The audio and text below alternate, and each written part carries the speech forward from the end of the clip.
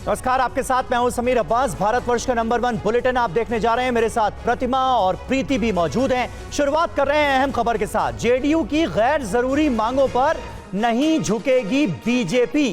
गठबंधन के नियमों के तहत ही काम करेगी बीजेपी।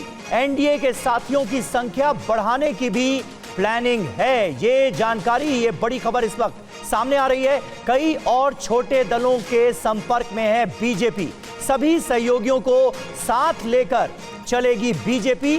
फिलहाल ये तय होता हुआ नजर आ रहा है।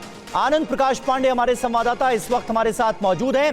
आनंद, बीजेपी की स्ट्रैटेजी फिलहाल तमाम सहयोगियों को लेकर क्या नजर आ रही है ऐसे वक्त में जब कई सहयोगियों की तरफ से कई तरह की डिमांड्स रखने की बात सामने आई है?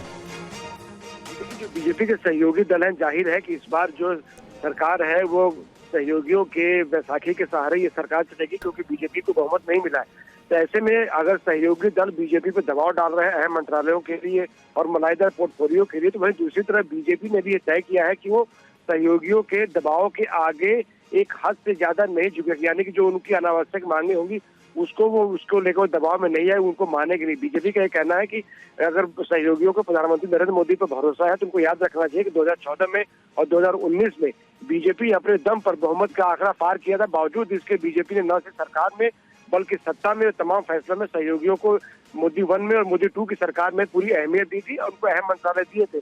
और साथ ही साथ सहयोगियों के दबाव को कम करने की नीयत से ही बीजेपी जो है, जो छोटे छोटे दल हैं जिनके एक सांसद जीते हैं या फिर जो निर्दलीय सांसद हैं, उनके संपर्क में है और उनको एनडीए के साथ लाने की कोशिश में लगे हैं, ताकि जो सहयोगी लगातार दबाव बना रहे अहम मंत्रालयों के लिए, उस दबाव को और कम किया जा सके।